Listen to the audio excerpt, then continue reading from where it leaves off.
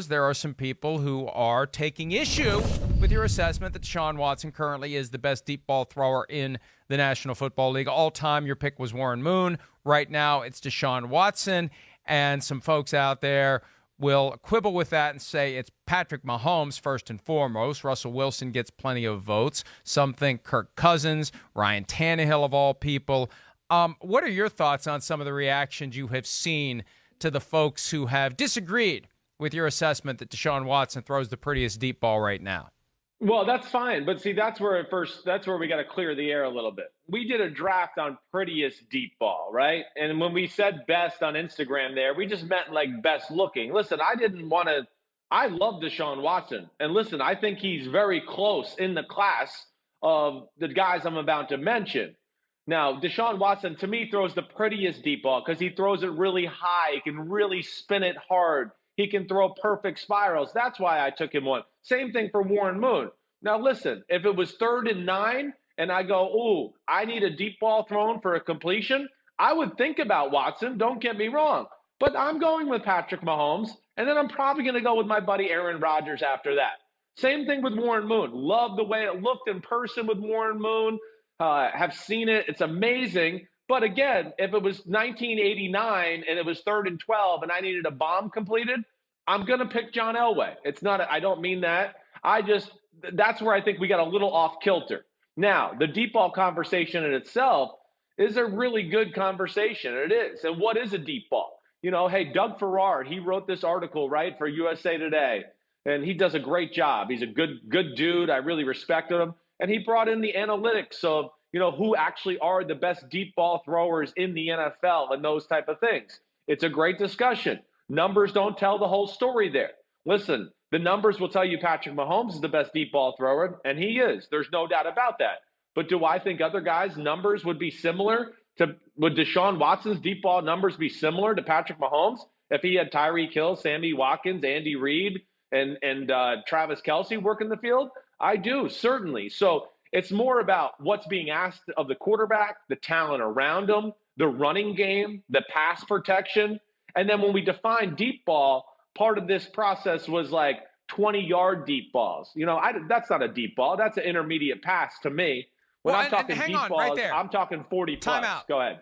Sorry. Time out. And that's where I'm confused because you were giving examples earlier. If it's 3rd and 9, I'll take Patrick Mahomes. 3rd and 12, give me John Elway. We need to be on the same page about what we mean when we say deep ball, because I'll see the analytics and the advanced stats, and it's balls that travel 20 yards in the air. I mean, to me, the deep ball, it's like I said last week, it's that moment when you're watching a game on TV, and it's one of the great things about watching football on TV, because when that ball gets sent soaring into the air, you have no idea who's going to be there when it comes down, and you marvel at the flight, and you wonder what happens when into view comes the receiver, the defensive back. How many defensive backs? How many receivers? How far apart will they be? Is he going to catch it? Is he not going to catch it? Is it going to be intercepted? I mean, the possibilities, they aren't quite limitless, but you get my point. That's, to me, a deep ball. When you go back and you fire it long and high and out of the screen, and we have no idea where it's going to land, that's a deep ball to me. Agreed. That's really what we were talking about. And, you know, listen, I understand there's like what we would call quick fades in the NFL and things like that, where it's like a 20, 25-yard completion. It's kind of like a quicker arc deep ball. That's what Doug Farrar is talking about. But that's different as far as what our conversation was. And, you know, again, statistically with some of this stuff too, you know, a lot of the things I mentioned are going to play within the numbers, you know, and however you want to analyze a deep ball thrower to begin with. You know, again, Deshaun Watson, let's say, so numbers and statistically, Lamar Jackson is a better deep ball thrower than Deshaun Watson. I love Lamar Jackson. There's no way on any day of the week he's a better deep ball thrower than Deshaun Watson. His numbers will be, of course, when it's up the middle for Mark Ingram for 8. You know, Lamar Jackson around the edge for 15. Mark Ingram up the middle for 15. Lamar Jackson up the middle for 12. Now there's 10 guys within 6 feet of the line of scrimmage, and they're all going, we got to stop the run. This offensive line's huge. They have 2 tight ends in the game. They have 3 tight ends in the game. And then, as you see in this highlight here, there's a Hollywood Brown running down the field with nobody in the screen because everybody's worried about the run game. So that, of course, is going to lead to better numbers. And I'm not saying this to, crap on Lamar Jackson. I think he's the man. I know you think he's the man. But the point is, the numbers don't tell the whole story with this type of thing, where Deshaun Watson is in the shotgun every play. Every play is sending people deep. The offense isn't known to be like the most creative in football. It's dependent on Watson making deep ball throws. Oh, and this just in, the defenses know that, so they're worried about the deep ball. There's no run game in Houston that people are like, oh my gosh, that's scary, let alone we've been talking about lack of pass protection for Deshaun Watson for the last 4 years. So that's my point. That's all I'm saying. It's a great conversation. There's a lot of ways to break it down. Watson, to me, is one of the best there is out there. But no, I'm not going to take him over Mahomes or Rodgers quite yet, or Russell Wilson, because Russell Wilson's an unbelievable deep ball thrower too. I think if I can summarize the disconnect, it is that we were having a very subjective, qualitative discussion last week about how they look, how the ball looks, right, how the play looks. Look at that not pretty ball right there. That's what I mean. Statistical analytics, ball travels through the air X number of yards. And no, this is just the ball that soars. And that really wasn't even a deep ball. It looked good. I'm talking about the guy goes back, sets his feet, and lets it fly. That, to me, is a deep ball. It always has been and always will be a deep ball. And is there anything about the way you throw it that enhances the ability to catch it? It's not like it's coming in, like a freaking laser. It's not coming in right. It's going to break your fingers like a John Elway fastball would do, or the old Elway cross where it would leave a bruise on your chest in the shape of the indentation where the 4 panels of leather come together. Is there anything that makes a deep ball more catchable? Yeah, well, definitely there is, and of course, the big thing, and I know we discussed this a little last week, is to throw the ball high. When you throw the ball high, you're in the advantage there. One, there's more room for error, right? Because you're not trying to hit a bullseye or hit a guy right between the two numbers. The other thing is wide receivers are much better at adjusting to the football than DBs. So when you throw the ball high that way too, they're going to understand how to play that ball, where the DB is going to panic to death, and he's a DB, and that's the reason he is a DB, is because he couldn't catch the ball that great as a young kid or whatever it may be. So he's panicking, and that's not in his natural state there either. But the big thing is, too, to throw the ball high and deep, and the great ones that really do that, whether that's Mahomes or Watson, you got to look high and look to throw the ball high. So if I was going to throw a deep ball, Mike, a little bit like you and I when we've had a toss together, first off, you're going to get your shoulder in there, right? You're going to get your shoulder in there, but you really want to throw it up and have your arm go up to the trajectory of what you want to throw the football. And where that's going to make that more catchable for people, you're going to get more of this type of thing where the ball's going to go up and then the ball will do what we call in the NFL turn over, and it will fall down nose first. And if you could throw a perfect spiral with the nose coming down like that, it's basically like bread into a basket. And the receiver can run and the ball just falls seamlessly right into his 2 hands and makes it very easy to catch that way.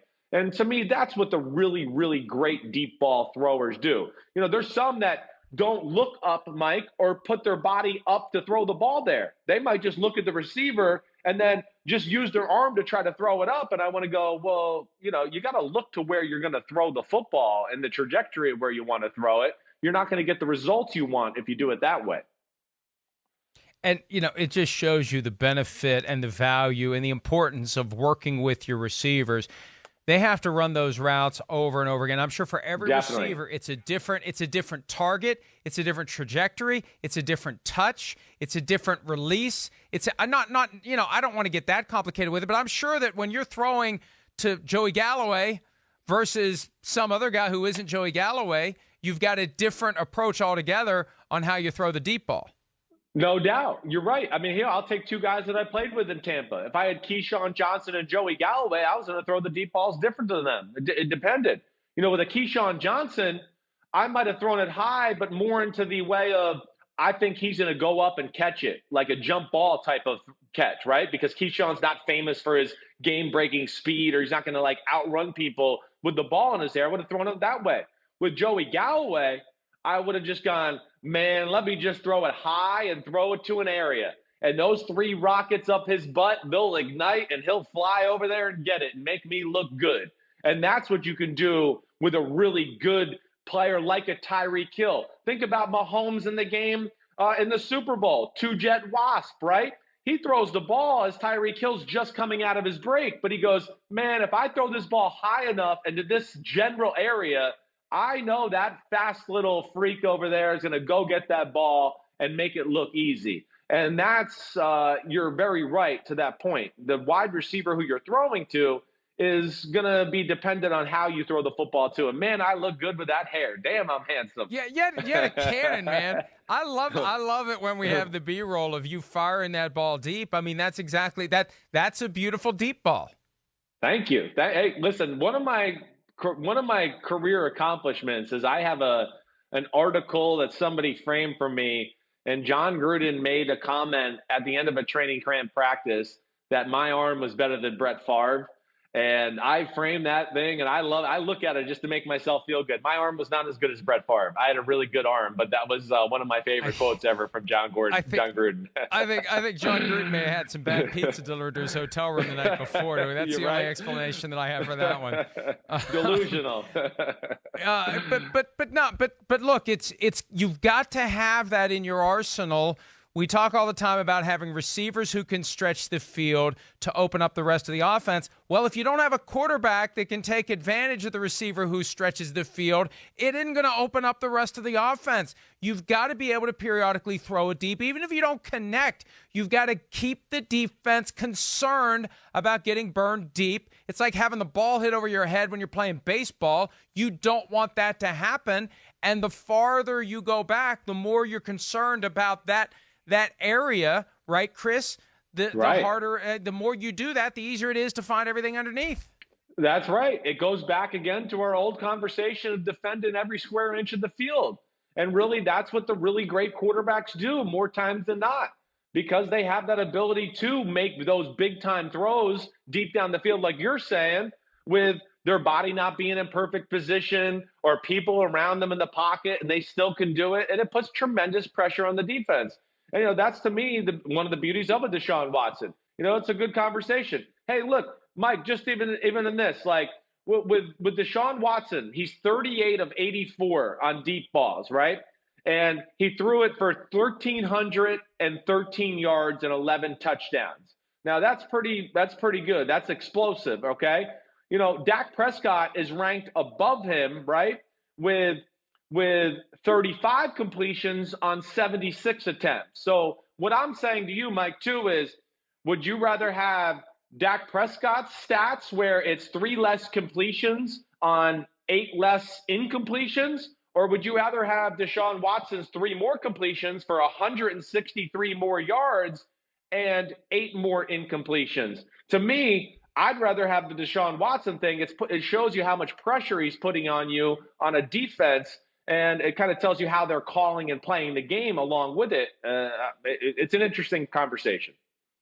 There was a game years ago, and an analyst who shall remain nameless was offering up a very clumsy effort to explain how it's good to throw the deep ball, even if it's incomplete. And I think the point was, and the point should be, that it is the threat of the deep ball, the fact that you use that play that helps your offense. What I was saying earlier, you keep the defense honest deep, and it allows you to do things short. And do you think enough teams really do just first and 10, right? From the 35-yard line, your own 35-yard line, starting a drive, first and 10. Why run it for 2 yards? Why not do a little play action and fire it deep just to wake them up? Just to keep them thinking it may be coming again, and that may help your offense the rest of the day. No doubt, Mike. I think, yes. And we're in the era where we're obsessed with quarterback completion percentage. And I want to go, man, you show me a quarterback that's thrown for 73 or 74%, I'll show you an offense that nobody's really that scared of. That's what I'll show you. And we've seen, hey, the Saints are a great example of that.